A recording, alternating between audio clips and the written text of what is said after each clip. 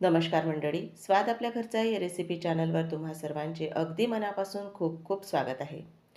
हिरवेगार मटार म्हटलं की आपल्याला खूप वेगवेगळ्या प्रकारच्या रेसिपी आठवतात. मग ती भाजी असू द्यात किंवा नाश्त्याचे प्रकार.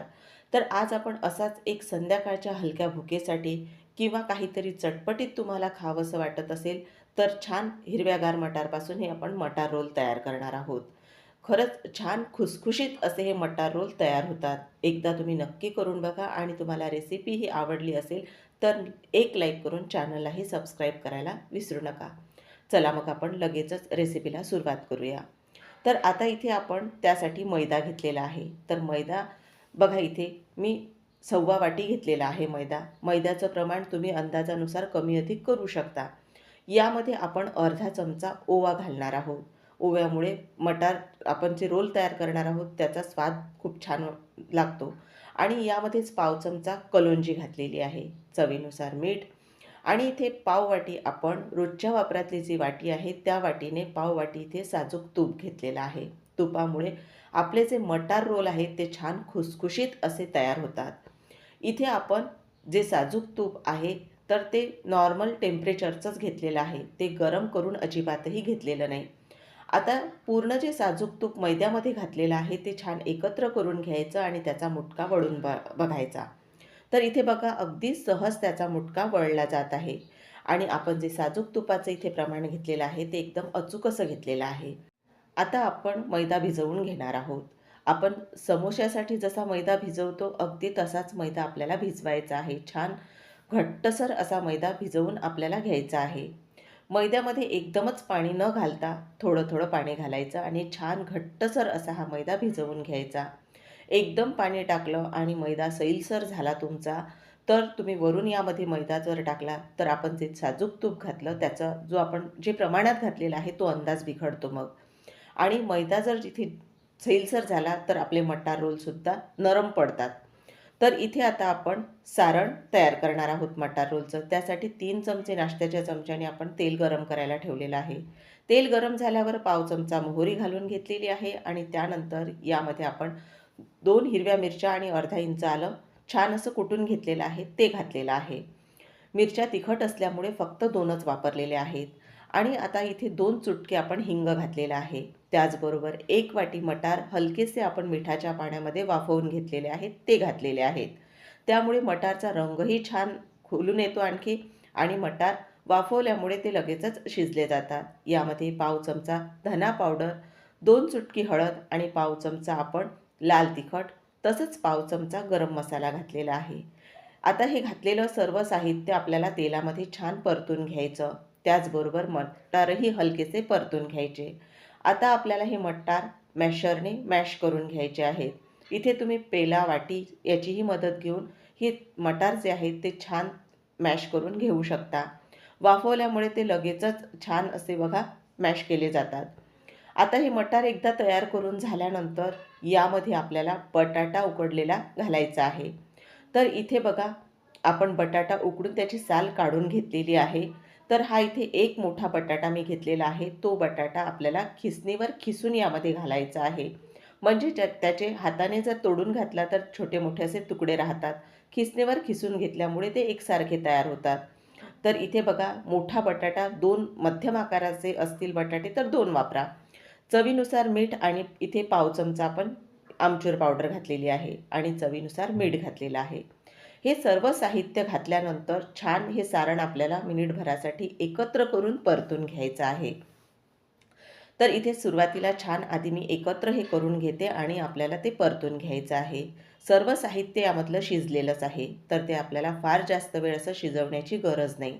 आता हे एकत्र करून झालेलं आहे आणि परतूनही झालेलं आहे. तर ते थंड करण्यासाठी दुसऱ्या भांड्यामध्ये काढून घेऊ.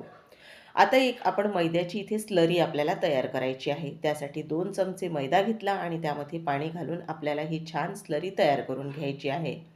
तर ही स्लरी आपण आपले जे मटार रोल आहेत तर ते तळण्यासाठी वापरणार आहोत. ते सांगतेच तुम्हाला पुढे.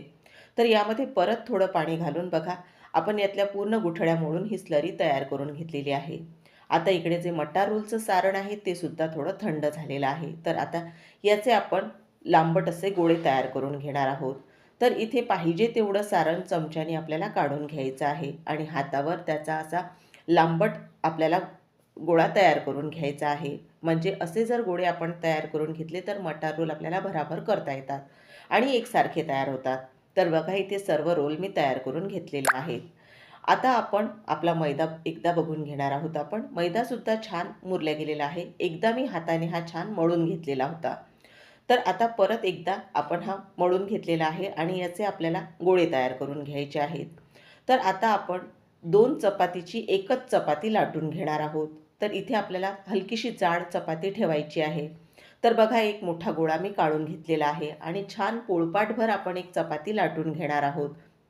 मैदा घट्टसर आपण इथे भिजवून घेतलेला आहे म्हणून हलकीशी चपाती लाटताना आपल्याला हाताचा जोर लावावा लागतो.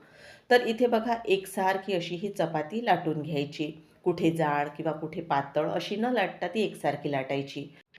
तर इथे तुम्ही बघू शकता एकसारखी अशी चपाती आपली लाटून तयार झालेली आहे. छान पोळपाटभर अशी ही चपाती आपण लाटून घेतलेली आहे. तर आता आपल्याला याचे काप म्हणजेच उभ्या याच्या स्ट्रिप तयार करायच्या आहेत. तर आता आपण जो बघा कडेचे भाग आहेत चारही बाजूचे ते काढून घेणार आहोत आणि उभ्या लांब अशा स्ट्रिप आपल्याला तयार करून घ्यायच्या आहेत. तर या आपण जी चपाती लाटली यामध्ये आपले 3 रोल तयार होतात. तर जे कडेचा भाग आहे चारही बाजूचा तो मी काढून घेणार आहे. म्हणजे आपले जे मटार रोल आहेत ते एकसारखे तयार होतात.